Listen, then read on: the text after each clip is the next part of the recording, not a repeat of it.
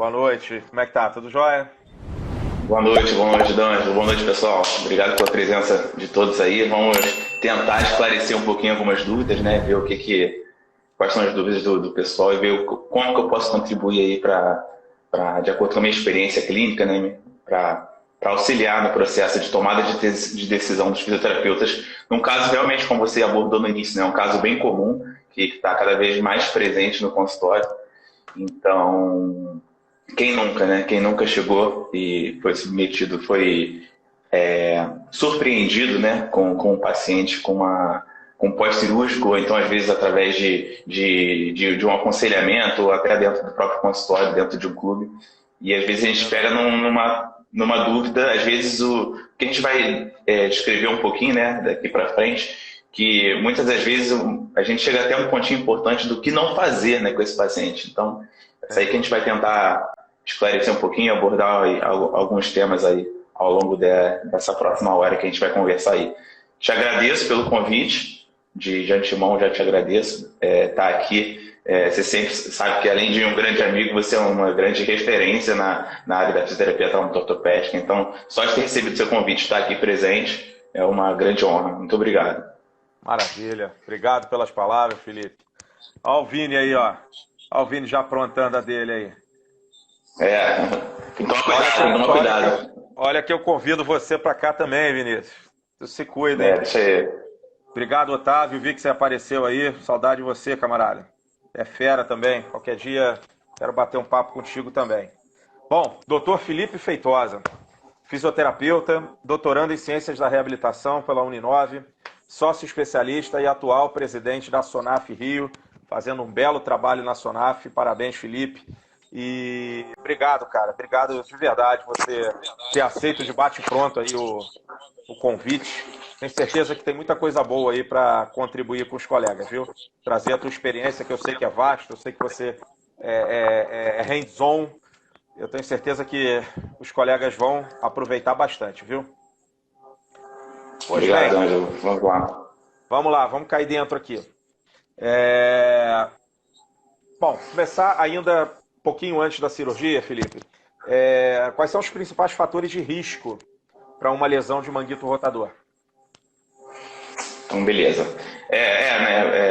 Acho que mais comum do que uma cirurgia de manguito rotador, o paciente pós-cirurgia de manguito rotador é o paciente com uma tendinopatia, né? Uma tendinopatia de supraespinhoso. Quem nunca recebeu, então antigamente recebia, há um tempo atrás mesmo era casos de tendinite, hoje em dia os diagnósticos, né, os encaminhamentos estão vindo cada vez um pouco mais específicos. Então, vamos dizer que 80% dos pacientes que chegam até meu consultório um dia chegam com diagnóstico clínico de tendinopatia de supraespinhoso.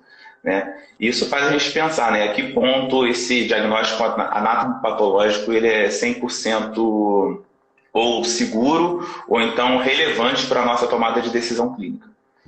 Então, quando a gente pensa em fatores de risco, uma coisa que de prontidão a gente sabe que alguns estudos falam sobre prevalência, você acompanha muito isso. Então, a gente sabe que algo em torno de 40% da população mundial vai desenvolver dor no ombro ao longo da sua vida. Vamos pensar assim.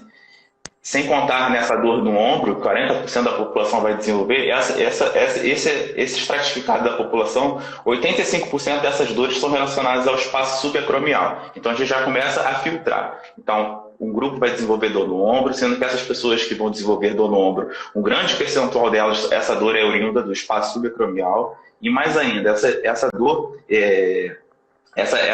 esses fatores de risco relacionados ao espaço subacromial, um grande percentual, eu acho que gira em torno de 75% das disfunções subacromiais são relacionadas ao espaço, aos tendões do manguito rotador. Então a gente começa a filtrar fatores de risco intrínsecos e extrínsecos que podem levar a uma disfunção dos tendões do manguito. Quando a gente pensa em fatores intrínsecos, a gente pode pensar em fatores que estão propriamente ditos ao tendão, né? Então, a gente pensa assim, muitos pacientes chegam com uma ressonância magnética, né? E às vezes a gente pensa assim, eu tive um momento que eu dormi mal e acordei e estava quando fiz uma ressonância, fiquei com dor, estava com ressonância e vi que tinha uma disfunção no meu uma tendinopatia, uma lesão no manguito rotador. Então, até como forma de eliminar certas crenças, né, a gente sabe que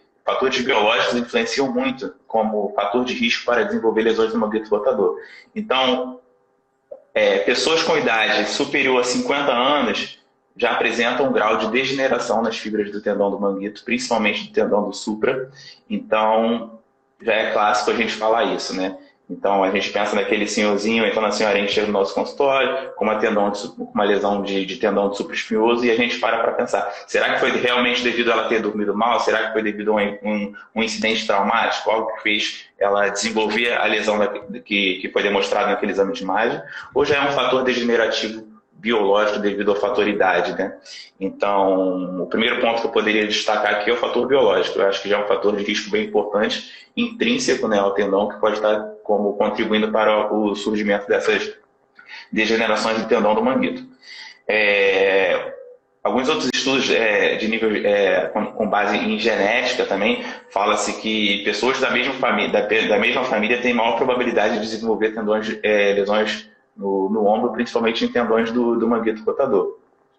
E esse estudo ele se estende, eles começaram a investigar que tem que circula, como se fosse uma assinatura de microRNA, né, disponível nessas pessoas.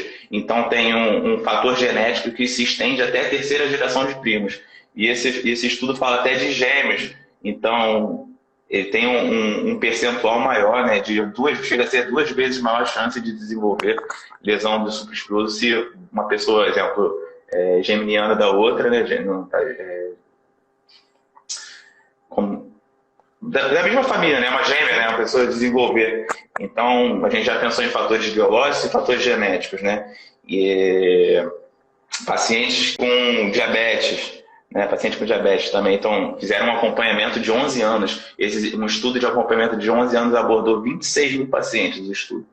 Então eles viram que durante esse acompanhamento, os pacientes que tinham a presença de outras patologias, como por exemplo o diabetes, eles também geravam a maior probabilidade de desenvolver lesões no tendões do manguito comparado à população geral. Fala-se também de outras doenças, né, outros fatores que podem estar desenvolvendo fatores de risco. A gente pensa até no paciente, esse mesmo estudo, né, ele fez uma estratificação de quem sofria também de algum tipo de doença do sistema cardiovascular, uma hipertensão, né? Então, pacientes hipertensos também, de acordo com esse estudo e esse acompanhamento, têm maior probabilidade de chance de desenvolver lesões relacionadas ao manguito rotador. Aí fica até um alerta, né? A gente que pensa em lesões no ombro, que a gente está mais que descrito que o exercício, né, a cinesioterapia, o exercício ativo pode contribuir muito para a reabilitação desses pacientes. A gente para pensar, então a gente tem que ter um alerta, tem que ter um cuidado a mais com esse paciente que tem algum tipo de disfunção do sistema cardiovascular. Sabe que o exercício físico ele altera vertentes, né, ele altera marcadores do sistema cardiovascular, aumenta o débito cardíaco. Então, será que com esse paciente a gente tem que investigar um pouquinho melhor? Não só investigar, mas ter um cuidado um pouco diferenciado com esse paciente? Por isso que a gente sempre fala, né, uma anamnese. A gente sempre fala de uma boa anamnese, não é só aquela que a gente simplesmente marca um X quando a gente pergunta se o paciente tem hipertensão? Sim ou não? Sim. Marca um X na caixinha sim ou não, não, não. Tem diabetes? Sim ou não? Sim ou não. O importante não só é saber se o paciente tem algum tipo de patologia secundária, mas não só saber se ele tem algum tipo de patologia secundária, mas saber o que isso pode influenciar na reabilitação desse paciente. E a gente falou de fatores intrínsecos, né, fatores biológicos, genéticos, de doenças associadas, mas também tem os fatores extrínsecos, que são os fatores que podem gerar algum tipo de sobrecarga sobre cada estrutura do tendão. Já saiu, Felipe, saiu até uma pergunta aí relacionada ao fator extrínseco, inclusive. Você pode até dar uma olhada aí, Carlos, obrigado pela pergunta. Aí, ó. Só para te dizer, relacionado ao fator extrínseco aí. Então, da biomecânica, a posição do supra favorece a lesão da complexidade do tendão.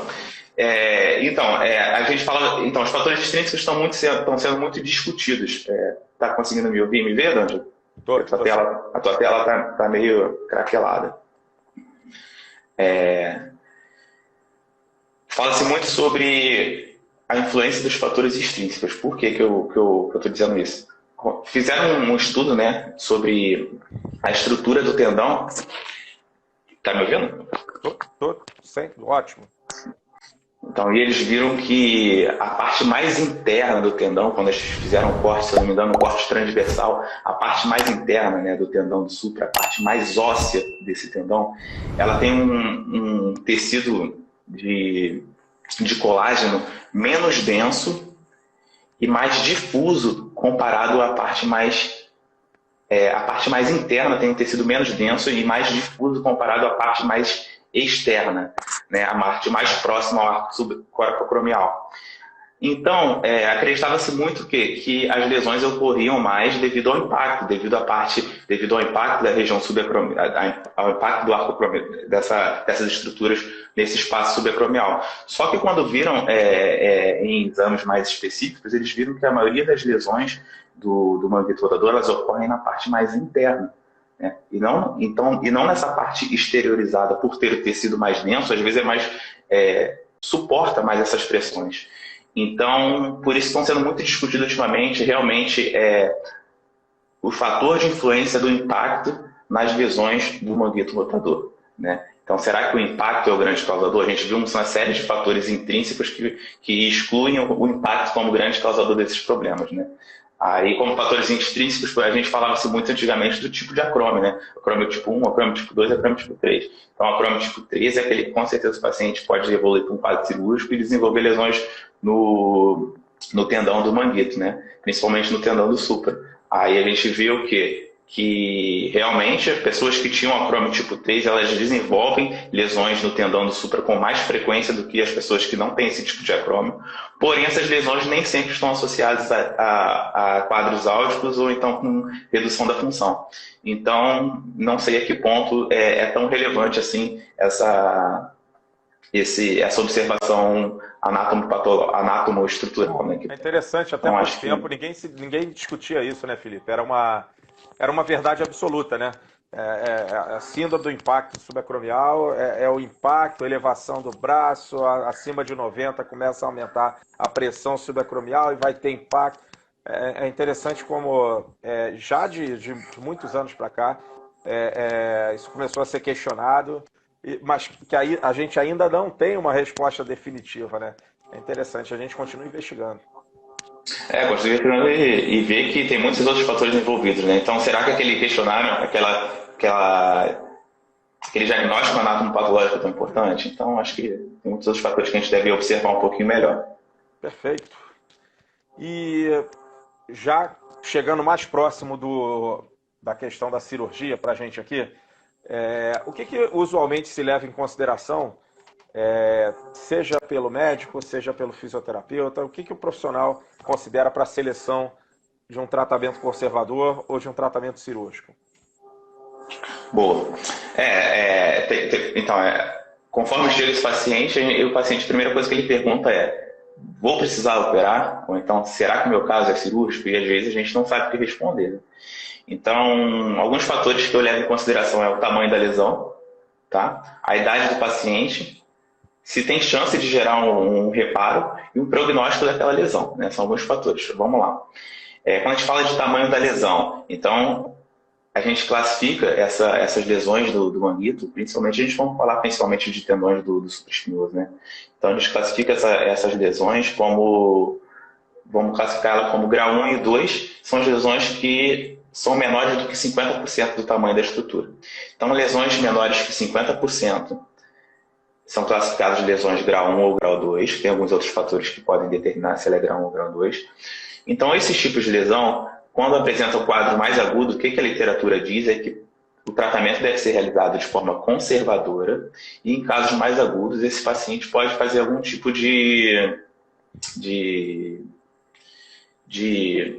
como está me faltando o nome, de injeção de substâncias analgésicas. De substâncias analgésicas, em quadros mais agudos, né? Analgésicos e anti-inflamatórios. Isso, mas infiltração, algum tipo de infiltração. Só que o tipo de tratamento para esse tipo de lesão com menores do que 50%, geralmente não, é recomendado o tratamento conservador, quando a lesão é menor que 50% do tamanho da estrutura.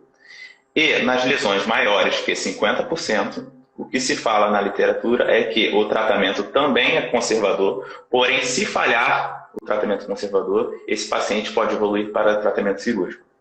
Tá? Então, independente do tamanho da lesão, tente o tratamento conservador, é o que a maior parte da literatura fala. Tá? Tente o tratamento conservador, e lesões maiores do que 50%, esses pacientes estão mais predispostos a um tratamento, se falhar conservador, evoluir para a forma cirúrgica. Tem alguns pontos que a gente deve levar em consideração. Então, quando a gente pensa em lesões traumáticas do membro dominante, que afeta mais que 50% do tamanho da lesão, no tamanho do tendão, mais que 50% do tendão, e que já existe alguma substituição, né, de infiltrado gorduroso no tecido muscular, ou seja, já tem um processo de degeneração de fibras musculares, esses pacientes têm grande probabilidade de evoluir para a cirurgia. Então, nesse tipo de paciente, às vezes, todo o corpo assistencial que está sendo, todo o clínico, o médico que está envolvido na reabilitação desse paciente, muitas das vezes ele recomenda que a cirurgia seja feita de forma mais precoce, para esse tipo de paciente de lesões traumáticas. Agora, com outros tipos de fatores de risco, geralmente o que se recomenda inicialmente é o tratamento conservador. Perfeito. E precisa mesmo de tratamento pré-cirúrgico? É realmente necessário? E se você considera que sim, é necessário um pré-cirúrgico, qual seria o pré-cirúrgico ideal para você? Necessário, não sei se a palavra seria necessário, mas eu acho que seria interessante, vamos pensar assim, né? Porque, sabe, a gente conversando aqui, né, por mais que a gente tente fazer uma conversa o mais informal possível, cada vez que vem uma perguntinha, vem um lembretezinho na cachola que, pô, isso aí já li alguma coisa sobre isso, já li alguma coisa sobre aquilo. Então, o que tem assim, de informação é que quando a gente pensa em razão de proporção entre força de rotadores externos e rotadores internos, quando esses músculos são trabalhados em um pré-cirúrgico, né, faz com que a redução da dor e o ganho de função no pós-cirúrgico seja mais vantajoso, vamos pensar assim. Então, pacientes que conseguem ou manter a força de razão entre rotadores externos e rotadores internos no pré-cirúrgico, ou manter a força que já tem, ou o ganho de força, faz com que o pós-cirúrgico seja melhor. É muito difícil, né? Às vezes o paciente chega, às vezes, até a gente, tem uma cirurgia programada, então gostaria de fazer um tratamento conservador inicial. A não ser que você já conheça o paciente antes, ele já passa algum tipo de trabalho com você, se a gente for pensar em atleta, já faz algum tipo de trabalho com você ao longo de todo um período em que ele desenvolveu algum tipo de lesão e que ele vai fazer realmente um tratamento pré-cirúrgico com você. Agora, o que mais de prático chega no seu consultório é aquele paciente que te liga de primeira e ele, sem dúvida, ele já está com uma cirurgia feita. Mas o recomendado, sim, seria não recomendado, não necessário, essencial. Mas seria interessante que esse paciente pudesse fazer um tipo ou manter a força, ou um tipo de trabalho de força, principalmente de rotadores. Isso influencia diretamente no quesito dor e função no pós-cirúrgico desses pacientes. É interessante, né, Felipe? Porque se a principal queixa do paciente for dor no pré-cirúrgico, pode ser muito difícil trabalhar com esse paciente, né? Eu trabalhar absolutamente qualquer valência muscular pode ser muito difícil. Ou mesmo se a gente pensar assim, D'Angelo, mas eu não vou trabalhar com força, com volumes muito grandes, com carga, eu vou trabalhar menos. Mas eu tô provocando, tá? Esse volume menor, essa carga menor, poderia ser uma carga subclínica ainda. Uma carga que não ofereceria uma melhora clinicamente importante. Tá? Não faria uma diferença importante no pós-operatório. Né? É difícil realmente trabalhar esse pré-operatório, né? Pelo menos de forma ativa. Né? Então, é aquilo, né? Como que o paciente chega para você no pré-operatório? É um paciente que vai evoluir para a cirurgia, mas que devido a um diagnóstico anatomopatológico, que às vezes pensar ele não tem nem tanta necessidade de uma cirurgia. Então, será que com o tratamento, se a gente fizer um tratamento conservador com redução desse quadro de dor, melhora da função, melhora da força, melhora disso tudo, será que realmente ele vai evoluir para a cirurgia? Por isso que tem muitos casos que a gente pensa assim, né? Pô, o paciente estava com indicação de cirurgia, estava com indicação de cirurgia, fez um tratamento comigo, fez um tratamento conservador, melhorei algumas valências dele e ele saiu da cirurgia, não teve necessidade de cirurgia. Então, realmente, então vamos pensar assim, é necessário um tratamento pré-operatório para pensar no pós-operatório? Então, o necessário, às vezes é interessante para fazer com que a gente ou adie ou tire a necessidade de uma intervenção cirúrgica desse paciente. Perfeito, perfeito. Boa reflexão. Boa. Já passando, então, para o pós-cirúrgico, Felipe. Que fatores que você considera que mais... Você pode escolher à vontade alguns deles, eu reconheço que são muitos, mas que fatores que poderiam influenciar a progressão do tratamento fisioterapêutico pós-cirúrgico? Falhou, Ângelo. Falhou. Eu sei que são muitos fatores, eu já estou passando para o pós-cirúrgico, tá? Tá. Eu sei que são muitos fatores, você pode ficar à vontade de escolher. Quais fatores principais você gostaria de destacar aqui que podem influenciar ou que mais influenciam na progressão do tratamento fisioterapêutico pós-operatório? Que fatores podem influenciar mais? Se eu vou mais rápido, se eu vou mais lento?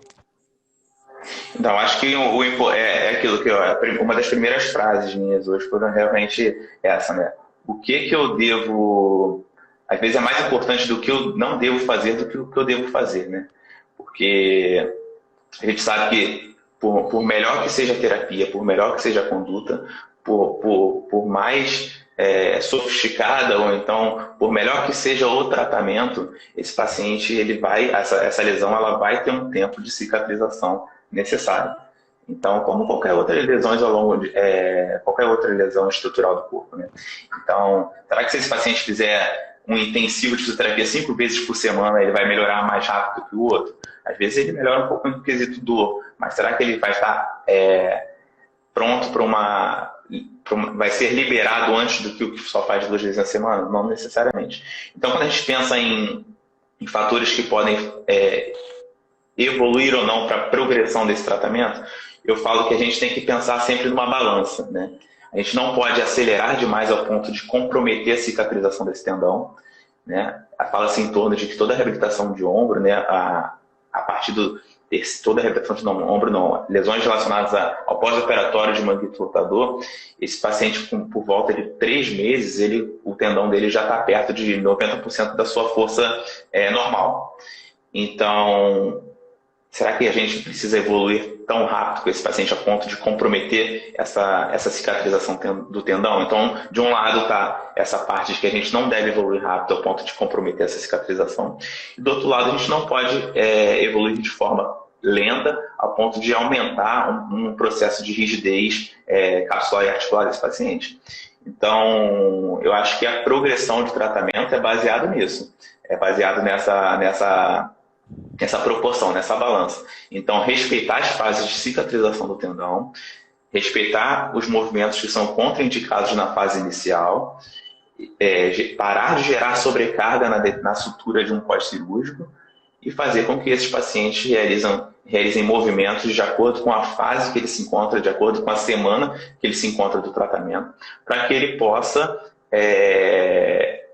manter essa cicatrização sem gerar uma maior rigidez articular, que é um dos maiores problemas de manter o paciente em tratamento de ombro. Então a gente vê muito aqueles pacientes que no final do tratamento já está com tanto tempo, ele ainda tem uma amplitude final restrita de movimento, ele ainda tem dor em algumas estruturas. Então é isso, basicamente isso. Você deve respeitar o tempo de cicatrização, mas respeita, mas desafia um pouquinho ao ponto de não gerar essa hipomobilidade da articulação.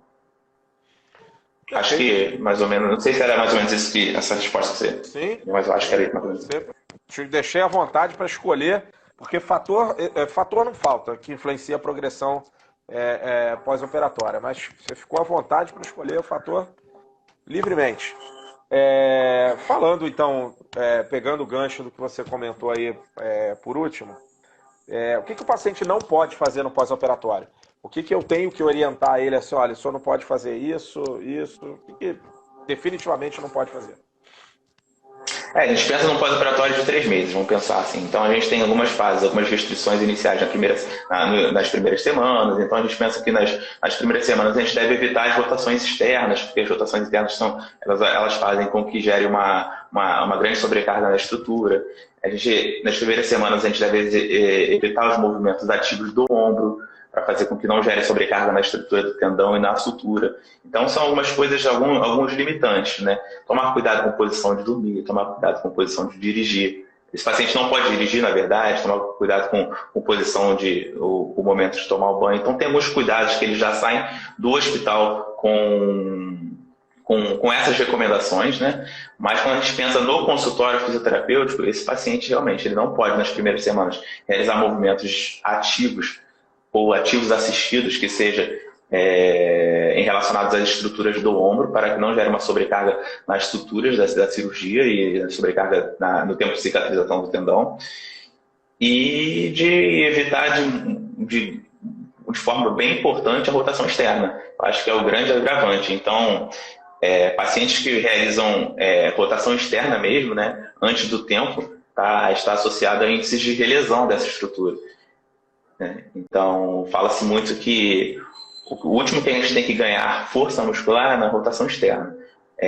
Alguns trabalhos falam até de que ganho de força muscular de rotação externa deve vir depois que a gente conseguir toda a amplitude total de movimento nas outras direções e sem dor. Aí sim a gente pensa em ganhar força de rotador externo, porque isso está diretamente relacionado a quadros de relesão. Mas isso tudo é o feeling que você tem ao longo do seu tratamento, né? Acho que quando a gente fala muito de prática, né, de evidência hoje em dia, de prática baseada em evidência. Lembrando que a evidência científica, né, tem alguns pilares, né?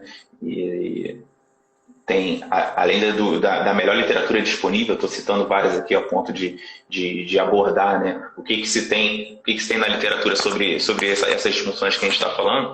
Acho que além disso tem que ter a sua experiência clínica, né? E quando a gente fala de sua experiência clínica, a gente fala do nosso feeling, né? Da nossa expertise. Então, será que esse paciente, por mais que a literatura diga isso, será que eu posso fazer um pouco a mais? Será que aquilo se aplica para todo mundo? Então, além disso, a gente sabe da quantidade de estudos que estão sendo publicados hoje em dia. Saber filtrar muito bem quais são os melhores estudos, né? Qual é o estudo que a gente realmente tem que levar embaixo do braço e abraçar aquilo como verdade absoluta, ou então como que a gente pode, além de ter nosso feeling, nossa expertise clínica, para saber o ponto de evoluir com esse paciente. Perfeito. Eu colocar algo aqui para corroborar o que você falou, né? Mas tentando colocar algo quantitativo, Felipe. Usualmente a gente aceita que com cerca de 8 semanas de cirurgia, você já tem um alinhamento e uma organização do colágeno, tá? Com cerca de 12 semanas, mas isso não significa que está tudo pronto, veja bem. Você tem um início do alinhamento e um início de uma organização, um início. Com 12 semanas ali, você já tem número baixo, mas tem sim fibras de Sharpey, aquelas fibras perfurantes, aquelas fibras colágenas que são incorporadas ao tecido ósseo a partir de diversos tecidos moles, inclusive a partir do tendão. E uma cicatrização, eu diria que bastante avançada do tendão, no caso do tendão ao osso, em torno de 15 semanas. O negócio já está bastante avançado. Então, habitualmente, aí trazendo para a minha prática clínica diária também, eu considero razoável, por mais que sim tenham inúmeros fatores que vão influenciar esse tempo que eu vou dar aqui, mas eu habitualmente tento evitar a tensão excessiva, pelo menos no reparo, por pelo menos umas 12 semanas. Isso não significa um repouso absoluto numa tipóia, uma tensão excessiva, tá? Então, só para colocar alguns números aí sobre o que você falou. E teve uma colega que perguntou aqui, deixa eu ver, Felipe, não sei se você chegou olha aqui, ó. Obrigado pela pergunta. Ian Cassiar, com quanto tempo esse paciente pode fazer a rotação externa no pós-operatório sem prejudicar a operação?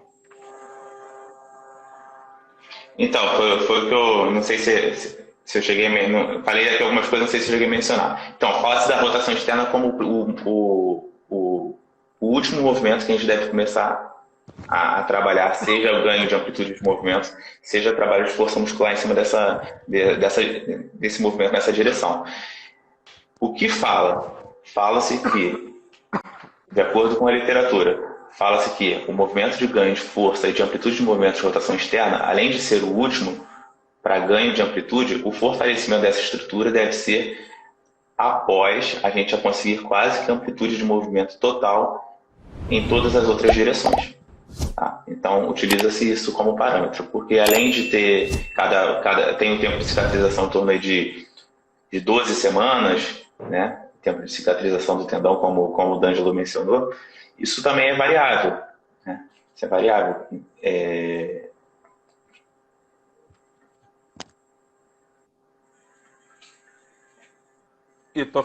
Não estou te ouvindo, Felipe. Deixa eu ver. Tá me ouvindo? Ah, voltou. Foi? Então, não sei. Então, não sei a que ponto eu falei aqui, a que ponto consigo me ouvir, mas é basicamente isso. Pensa na rotação externa como último. Às vezes é um movimento bem comprometido, mas é igual quando a gente pensa em reabilitação do joelho, né? A gente se preocupa muito com a flexão e esquece um pouco da extensão. Então, pensa que a gente deve se preocupar, mas deixa ele um pouquinho por último, tenta manter a amplitude que ele tem, foca nos outros movimentos e depois, quando a gente acreditar que já está numa fase de cicatrização ideal do tendão, onde o paciente já está com uma melhora da função, já está com uma dor bem reduzida, já está no tempo de cicatrização ideal, que é em torno de 12 semanas, a gente pensa em ganho de força de rotação externa. Perfeito, eu estou nessa linha. Perfeito. Quando você falou sobre repouso, não é repouso absoluto, né? Não significa que essa pessoa vai ficar submetida a uma imobilização por tipóia. A gente pensa em estruturas periescapulares, né? A gente pode realizar movimentos de fortalecimento de movimentos ativos em região periescapular. A gente pode fazer um fortalecimento de serrátil, a gente pode fazer um fortalecimento de musculatura dorsal. Isso é super importante também para o processo de reabilitação. Sim, perfeito. Vale lembrar para os colegas, Felipe, sobre, quer dizer, essa tomada de decisão, se vai limitar a rotação lateral, se vai limitar a abdução, enfim, que movimento que vai ser limitado, vai ser restrito, e por quanto tempo. Eu diria que o tempo está muito relacionado ao tempo de cicatrização daquele tecido, que é diferente de um tendão, quando você faz um reparo tendão, ou quando isso ou é uma ligação do tendão com o osso. Enfim, o tempo de reparo, o tempo daquela fixação das estruturas. E está muito relacionado também à estrutura propriamente dita que foi reparada. Porque ainda tem essa, muitas vezes você tem a liberação de um tecido, pode não ser o caso exatamente do tipo de cirurgia que a gente está falando, mas o cirurgião pode liberar um tecido e não reparar esse tecido de volta. Então, eu não vou ter nenhuma restrição por conta desse procedimento de liberação.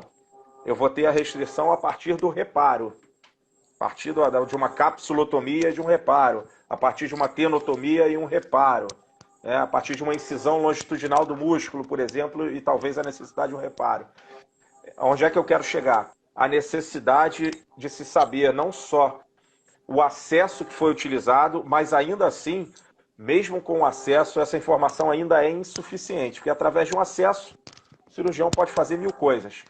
É a informação sobre que tecido foi liberado, que tecido foi reparado, o que foi suturado, como é que ficou o estado, como é que está o estado desses tecidos.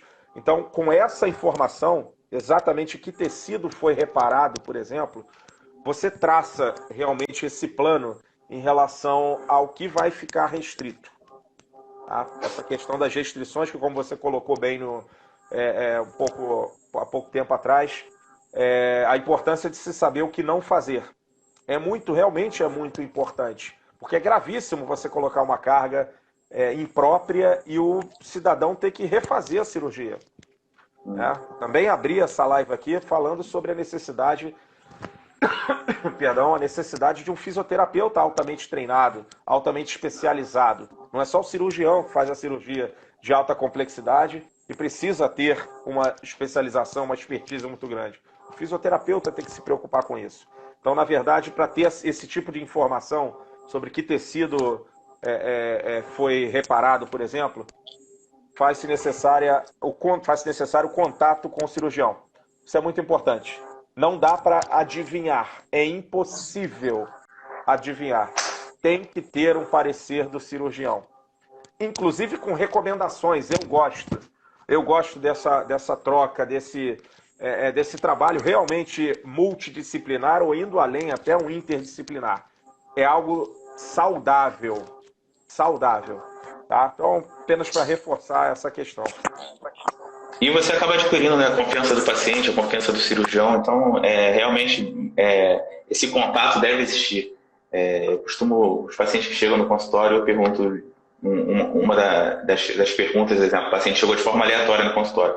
Uma das perguntas iniciais da minha anamnese é quem foi o cirurgião e se ele tem um contato e se eu pode me passar. Então, eu procuro sim estabelecer contato com o cirurgião, eu faço um parecer de toda a minha avaliação inicial e envio para esse cirurgião e geralmente ele vem com uma contra-resposta, vamos pensar assim, de agradecimento por parte do cirurgião, explicando todo o procedimento que ele fez. Isso faz com que a evolução da sua reabilitação, a evolução da reabilitação desse paciente seja de forma bem mais satisfatória. Até mesmo, o D'Angelo, não sei se a gente, nem sei se a gente iria comentar sobre isso, mas o tipo de mobilização, né, que esse paciente chega. Esse paciente geralmente chega no consultório de tipóia. Então, algumas tipóias, qual tipo de tipóia realmente é interessante para esse paciente? Ele já vem com a tipóia comprada, já vem com a tipóia recomendada, mas a gente fica muito afoito, né? Pô, será que já posso tirar tipóia desse paciente? Será que não posso? Então, o que a gente, até como recomendação, 4 a 6 semanas, isso é variável, mas ficar de 4 a 6 semanas com tipóia. E se no momento da cirurgia o cirurgião notou um tipo a estrutura muito danificada, ele pode optar por aquela tipóia com uma leve abdução, né? Isso faz com que gere ainda uma sobrecarga menor sobre a sutura. Então quando a gente... É até uma forma de a gente, vamos pensar assim, a gente não tem tanta informação sobre a cirurgia, mas a gente vê como o paciente se apresenta no momento da avaliação clínica nossa. Então, se você vê o paciente, às vezes, com uma tipóia, já com uma leve abdução de ombro, a gente sabe, caramba, então, ou mexeu bastante, ou a estrutura estava muito lesionada. Então, isso sim, isso já é um ponto a mais para nortear a nossa decisão terapêutica. Então, esse paciente é um paciente que a gente deve ter um pouco mais ainda de zelo do que aquele paciente que chega com uma tipóia convencional, que teoricamente é aquela, a cirurgia foi um sucesso, não que a outra não seja, mas que a estrutura tendinite estava menos lesada do que aquele outro tipo de paciente. Então, por mais que você não tenha contato com o cirurgião, só de você ver a forma que ele se apresenta no momento da avaliação já pode te dar grandes informações sobre o caso. Perfeito. E você considera, Felipe, alguma restrição no pós-cirúrgico no que diz respeito a exercícios em cadeia fechada, por exemplo? Como é que você trabalha isso? Em que momento você entra com cadeia fechada? Como é que é isso? Eu penso muito no que o paciente faz. Qual é a modalidade que o paciente faz no seu momento íntegro fora de lesão, né? O paciente é um atleta, o paciente é professor, o paciente trabalha... Qual é a atividade de vida diária desse paciente que faça ou ele ter desenvolvido esse tipo de lesão, ou então foi por fator intrínseco, ou se realmente foi por fator extrínseco. Então, isso vai fazer com que norteie a nossa tomada de decisão de condutas terapêuticas. O que eu penso? Fase inicial, realmente, exercícios passivos. Fase mais intermediária para o final, exercícios ativos. Ativos de estrutura de ombro, eu estou pensando. Não que na fase inicial ele não possa fazer exercícios ativos de estruturas adjacentes, mas em estrutura de ombro eu estou pensando. Agora, quando a gente pensa já numa fase mais para o final do tratamento, com uma fase de ganho de estabilidade da região, quando a gente já tem um tempo maior de cicatrização, que a gente já está girando por volta dos 3 meses, onde o tendão já assumiu algo em torno de 90% da sua força, todo aquele tecido de colágeno já está mais estruturado, já está um pouco mais denso, eu coloco para o paciente para realizar atividades de cadeia cinética fechada Isso vai fazer com que, de acordo também com o tipo de função que ele exerce, vai dar mais estabilidade na região, não só da região do ombro, mas toda a cintura escapular. Então, eu utilizo sim, mais uma fase mais final de tratamento. Perfeito. E já que a gente está falando de exercício, Felipe, a gente sabe que ainda existe uma fragilidade na formação do fisioterapeuta no que diz respeito à prescrição de exercício. E como é que você, nesses casos de reparo de manguito, ou de maneira geral, como é que você determina e progride a carga e o volume de exercícios no pós-cirúrgico? Como é que é o teu raciocínio quanto a isso? Isso é aquela linha tênue, né, que a gente fala, né, de prescrição de exercícios ou então conduta terapêutica. O que eu uso como regra para mim é que eu vou dar carga de forma progressiva, pensando sempre naquela exposição gradual do tecido. Então tem muito se falado sobre exposição gradual e irritabilidade tecidual. Se a gente vê o paciente com uma irritabilidade tecidual bem acelerada, bem com tecido, uma fase mais irritável, com uma fase mais inicial, mais aguda, então é menos carga. Isso, menos carga, a gente pode pensar em quê? Em exercícios com cargas mais leves e com menor velocidade. Tá? Então, paciente que já está com uma exposição gradual, que a gente já pode ser submetido esse tendão, a essa estrutura, a uma carga maior, então a gente pode aumentar a carga tanto em volume quanto em intensidade, também quanto em velocidade. Então, é basicamente isso. Vamos dando carga, começando com exercícios de baixa intensidade e menor velocidade, progredindo para exercícios com mais carga e maior velocidade. Isso tudo vai ganhar estabilidade articular nesse paciente. Eu reconheço que eu estou te fazendo uma pergunta aqui, que só uma parte dela já daria uma live de 3 horas aqui. Tá? Essa questão realmente de exercício é um mundo. Isso é um mundo. Né? Vamos lá, vou para a próxima aqui. Tenho curiosidade de saber se você utiliza agentes eletrofísicos ao longo do tratamento fisioterapêutico. Utilizo. Utilizo muito na minha prática clínica, eu utilizo muito a fotobiomodulação, né, através do laser. Eu acho que desses agentes eletrofísicos todos que temos por aí, é um dos que tem mais evidência científica, com mais estudos mostrando a sua real eficácia terapêutica, né? Então, eu utilizo o laser com o intuito de aumentar esse processo de cicatrização, não que ele vai fazer com que encurte o tempo de tratamento, mas vai fazer com que ele toda essa cicatrização tecidual ela ocorra de maneira com maior qualidade. Às vezes não em velocidade terapêutica, mas em qualidade. Isso faz com que a gente, em um momento de que a gente consiga colocar carga sobre essa estrutura, a gente tenha um pouco mais de segurança. Ou então, questões de melhora de função, redução da dor, porque a gente sabe que a fotobiomodulação, o laser em si também está associado a isso. E utilizo também muito a TENS, né, que é corrente, né, através da corrente, esse agente eletrofísico através da eletricidade, né, o tipo de corrente é TENS. Utilizo tanto como forma pré-cinética, como até pós-cinética. Vamos ver que eu fiz um movimento que o paciente sentiu um pouquinho de dor, então eu utilizo como pós-terapia para que o paciente, porque a maioria dos pacientes a gente pensa em reabilitação, mas quando a gente pensa em queixa principal, acho que 90% das queixas principais que ao longo de todo esse tempo que eu tenho formado é relacionado a quadro de dor. Então, se está mais comprovado que saiu até uma revisão sistemática agora, tem uma revisão agora de 2021 que fala sobre condutas fisioterapêuticas na reabilitação pós-cirúrgica de manguito rotador. E eles utilizaram a utilização do TENS. Eles viram que pacientes que utilizaram a TENS, né, a corrente elétrica, eles tiveram tanto redução considerável no nível de dor nas primeiras 6 semanas, quanto diminuíram a quantidade de ingestão de opioides.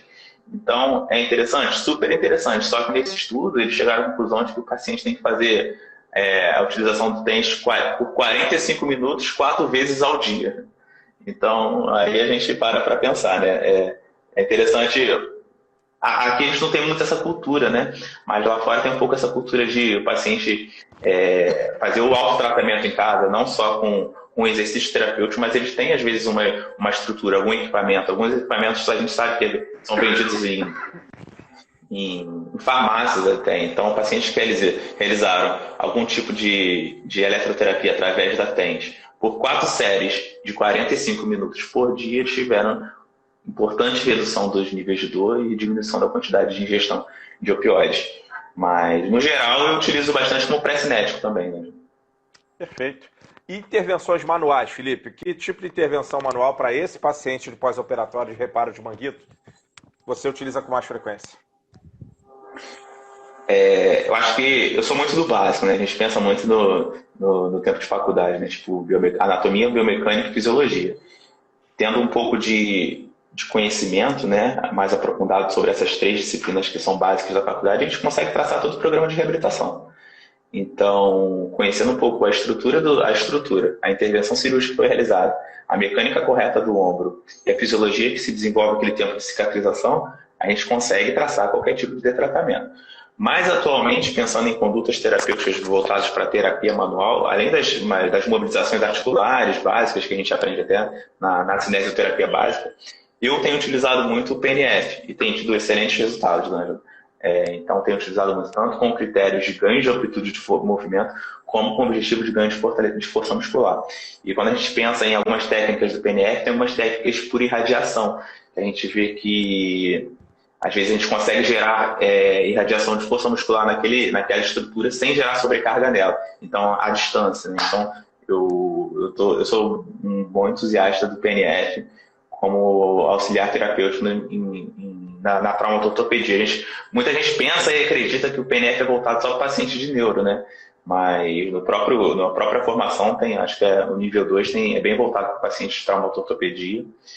E os resultados são fantásticos, tanto na parte inicial do tratamento, quando a gente pensa, nem quero ganhar amplitude de movimento ainda, só quero gerar um pouquinho de radiação naquela estrutura ali, em volta do complexo articular do ombro. Então, a gente pode fazer exercícios com o membro contralateral, a gente pode fazer exercícios com o membro inferior, gerando irradiação para aquele ombro. Então, eu tenho utilizado bastante. Fora o básico que a gente sabe das mobilizações articulares. Perfeito, perfeito. E o que você considera, ou melhor, o que você destacaria, Felipe, que nós, há 10 anos atrás, 12, 15 anos atrás, nós utilizávamos no tratamento fisioterapêutico pós-cirúrgico? Pode ser em relação a qualquer coisa, exercício, intervenção manual, agente eletrofísico, educação, o que você quiser. E que hoje a gente não usa mais. Que mudança você destacaria? Assim, pô, D'Angelo, essa foi forte. Essa aqui, ó. Pá, qual? Pô, D'Angelo, primeiro, você quer me derrubar, né? 15 anos eu tava antes no médico. 15 anos atrás não era formado ainda não. Tá? Então, 15 anos atrás tava nem na faculdade. Não, mas tô brincando. Vamos pensar assim, 10 anos atrás, eu como acadêmico, né? Deixando claro, 10 anos atrás, eu formei em 2010. Então, 10 anos atrás, a gente pensa que tinha uma mentalidade muito... Eu lembro que tinha muito... Falava-se muito de reabilitação acelerada. Eu acho que, independente de conduta terapêutica que se utilizava ou não utilizava mais, eu acho que o conceito de reabilitação acelerada era muito forte antigamente. Então, caramba, não sei quem recuperou tal pessoa em tanto tempo. Não sei quem voltou a praticar esporte com um mês. Não sei quem... Então, eu acho que esse conceito... eu não sei há 15, 20 anos atrás se tinha esse conceito, mas há 10 anos atrás falava-se muito disso. O fato de evoluir muito rápido com o tratamento, com a forma. E hoje em dia, tem se fala não só de reabilitações do ombro, até pensando em ligamentoplastia de cruzado. Se falava-se, fugindo um pouquinho do ombro do cruzado em si, a gente falava de tratamento em 6 meses, não sei quem voltou com 4 meses. Hoje em dia já se fala de 12 meses e alguns tratamentos que o paciente pode manter por mais do que 12 meses, né? Então, a gente falando de ombro, eu penso a mesma coisa. Quando a gente pensa quando a gente começa a entender um pouco mais sobre a estrutura, quando a gente estuda um pouco mais sobre os desfechos, né? Os desfechos, a gente pensa, vou pensar um pouquinho mais de cautela. Então, essa questão de reabilitação acelerada, eu não concordo. Eu acho que eu gosto muito de respeitar o tempo daquele tecido e sempre um feedback com o paciente, né? De mostrar para ele na educação, né? A educação em dor, né? A educação desse paciente sobre a lesão, sobre todo o processo de reabilitação dele. Acho que é super importante. no início a gente falou de pré-cirúrgico. Então, se o paciente está evoluindo, se você tem a oportunidade de ter o contato com esse paciente no pré-cirúrgico, sem dúvida a gente tem que orientar esse paciente de como vai ser a cirurgia, de como são os processos pós-cirúrgicos com esse paciente, para que ele possa, e com certeza isso tem grande influência no tratamento dele.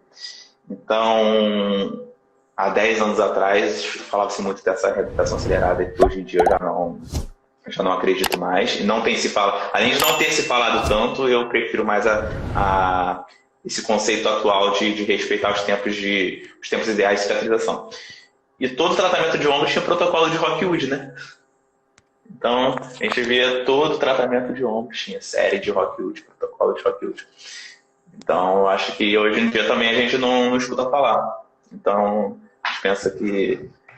Então, eu focaria nisso, né? Há 10 anos atrás, todo meu paciente eu queria melhorar o mais rápido possível e fazia protocolo de Rockwood com ele. Mas eu tenho que te dizer uma coisa. Se você acha que em 2010 falavam muito disso, eu sou só um pouquinho mais velho, tá? Eu fiz 4.1 agora, dia 11 de setembro. Um pouquinho só mais velho. Mas no início dos anos 2000, meu amigo, era uma guerra para ver quem liberava mais cedo. Que crime! Mas é legal ver como a ciência progrediu e como ela permitiu, como ela permitiu que nós tomássemos decisões mais inteligentes, né? Decisões melhores para o paciente, né? Então, 2010 não era nada. Antes, tá vendo? Nossa senhora, era mais ainda. Mas eu já fui... Então faz sentido então o que eu falei. Pois é, essa barba branca aqui é de um pouquinho só mais velho. E o que você considera... Experiência. Pois é melhor pensar assim, né? Felipe, o que você tem, assim, que vem à sua cabeça, que existe de mais atual hoje em termos de tecnologia para uso no tratamento fisioterapêutico pós-cirúrgico? Pode ser em relação ao ombro, ou se vier à sua cabeça até o uso em outros segmentos, você pode citar aqui para a gente também. Tá. Quando a gente pensa em conduta terapêutica, em tratamento, essa revisão sistemática agora que eu falei, ela abordou alguns pontos importantes, né? Então a gente não vê muita novidade de conduta terapêutica voltada para ombro. A gente vê conceitos, né? E esses conceitos de exposição gradual que eu falei anteriormente, esses conceitos de irritabilidade, níveis de irritabilidade do tecido também, como foi falado, são conceitos importantes para a reabilitação do ombro. Além de toda a influência de fatores intrínsecos ao tendão, não só fatores extrínsecos, como a gente acreditava que o síndrome do impacto era o grande vilão dessas lesões do manguito rotador. Mas nesse estudo fala-se também sobre a restrição do fluxo para ganho de força, né? Está me faltando o nome. Com a utilização do manguito, né, para restringir o fluxo sanguíneo para ganho de força muscular. Então, é uma coisa que não sei bem, não tenho tanto conhecimento, não sei bem há quanto tempo está sendo difundido isso, mas já vejo há algum tempinho. E esse estudo ele comparou, né, os grupos que fizeram a utilização, o ganho de força muscular com a restrição do fluxo de sangue, comparado com o ganho de força muscular com o tratamento conservador, né, o fortalecimento tradicional, vamos pensar assim. Eles viram que os ganhos são equivalentes, tanto em espessura do tendão quanto em força muscular. E então, como forma de conduta terapêutica, de tecnologia, eu penso que os conceitos são mais importantes do que as condutas. Tanto que uma coisa que eu sempre foquei muito, né, ao longo da minha formação, a gente vê inúmeros cursos, né? Tem até uma pergunta aí, Felipe, dá algum curso de ombro, cirúrgico ou não? A gente vê a inúmera quantidade de cursos que hoje tem, né, disponíveis, tanto cursos online quanto cursos, atualmente o online está muito difundido, tanto cursos presenciais. Então, acho que com cursos ensinando técnica X, cursos ensinando técnica Y, promete milagres, e acho que isso hoje em dia está muito... Chega a dar... Eu, às vezes, não gosto nem de ver, do tipo... libere seu paciente com apenas 3 sessões. A gente vê muito isso, né? Tire a dor do seu paciente com apenas 3 sessões. Aprenda a técnica revolucionária que eu desenvolvi a gente vê muito isso na internet.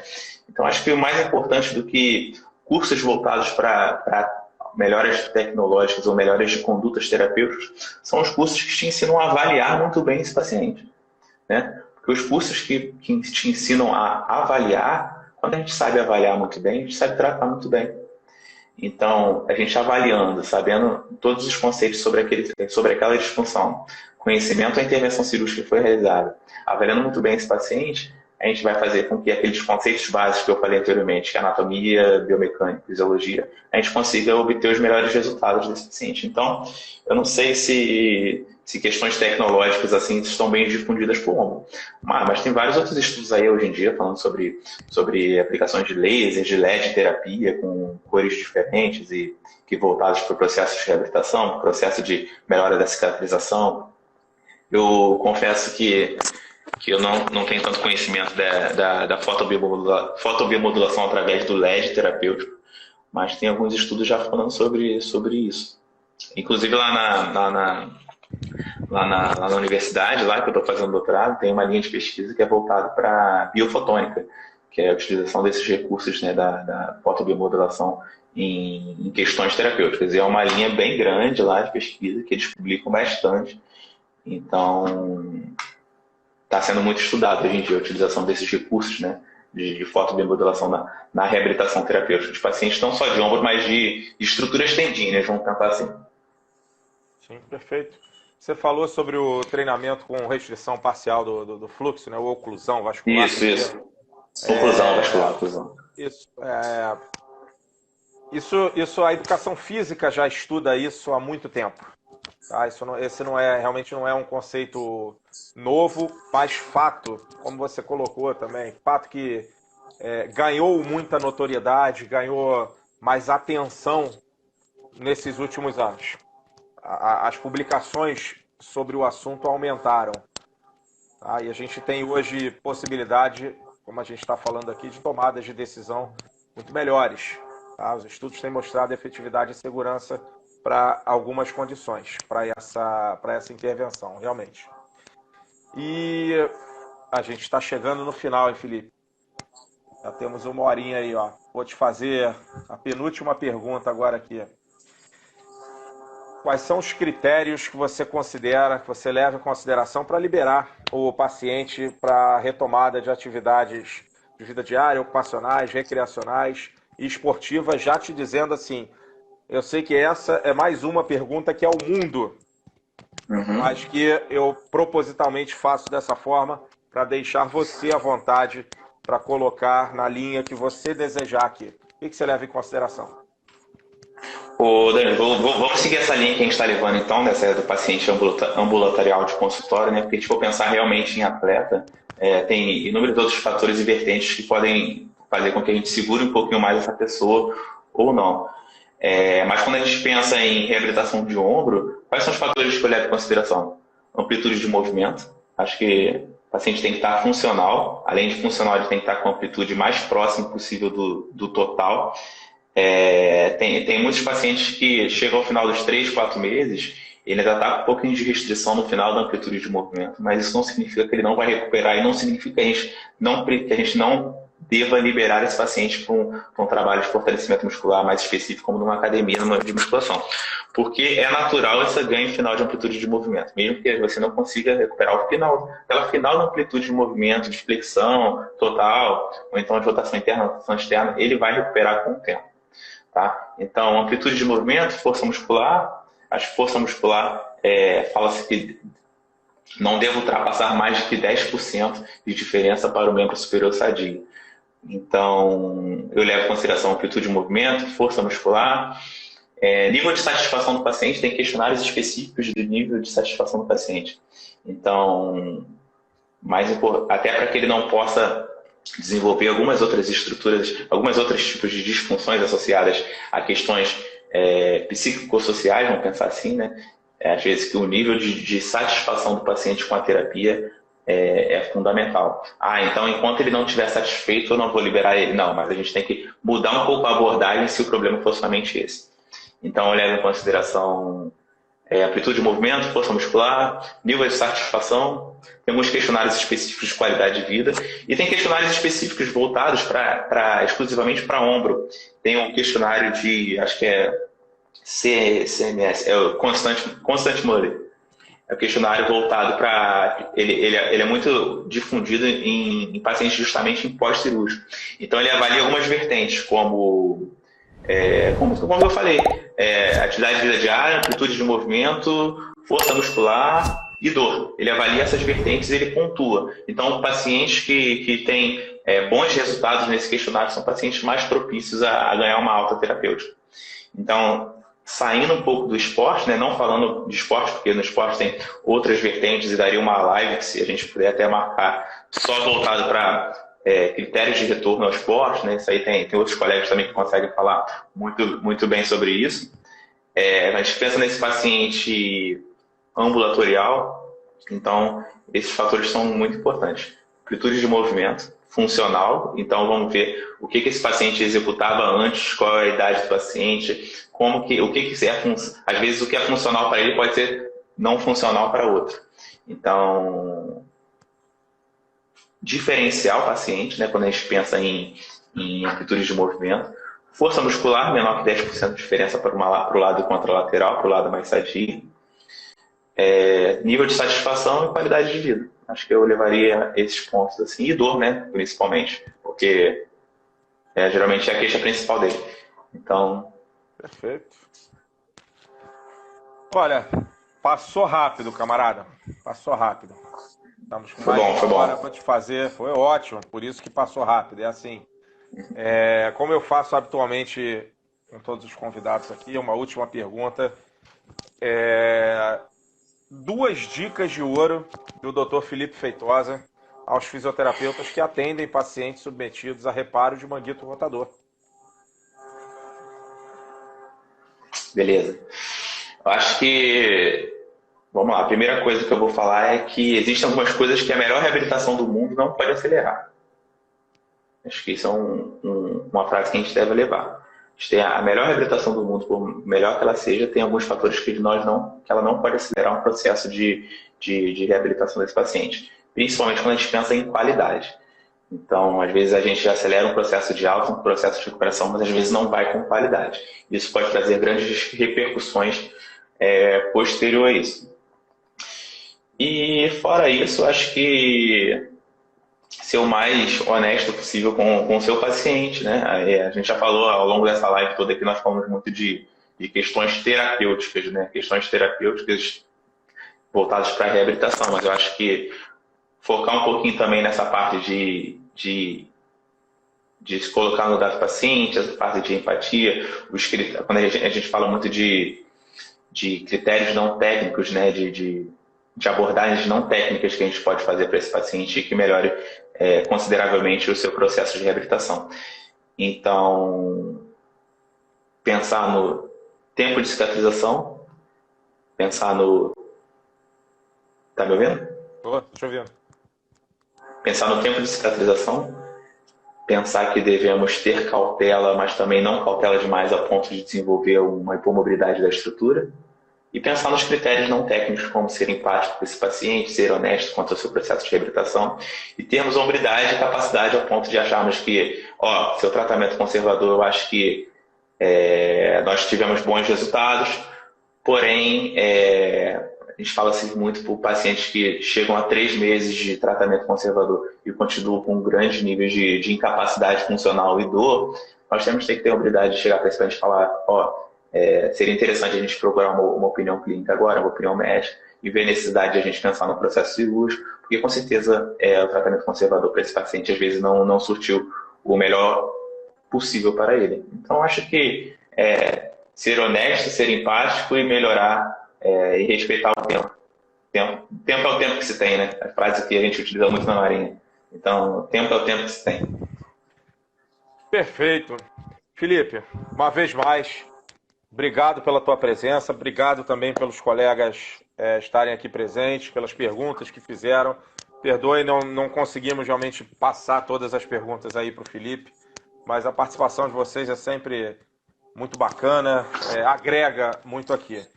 Obrigado pelo aceite do convite, Felipe, por compartilhar o teu tempo. Nota 10, cara. Obrigado, parabéns. Pô, D'Angelo, eu que te agradeço, né? Mais uma vez a oportunidade, agradecer aos colegas que ficaram aí até agora. O Vinícius aí, pô, referência no assunto. Poderia estar aqui batendo papo e falando o dobro de tudo que eu falei aqui. Então, independente disso, eu já agradeço mais uma vez o teu convite aí. Agradeço a todo mundo que teve o tempinho para ficar aqui ouvindo a gente. Espero que eu possa ter contribuído. Qualquer dúvida é só perguntar lá no Instagram também, por direct lá que eu tento esclarecer. E falar que estamos aí para o que precisar. Se tiver mais uma live lá, essa é 37, tiver 38, 39, 40, pode me chamar aí que eu estou aí para tentar contribuir e sem dúvida aprender, D'Angelo. Você é grande referência aí, já te falei isso algumas vezes. Muito obrigado por tudo aí também. Obrigado pelas palavras. Fica com Deus. Até a próxima. Saúde aí para todos. Grande abraço.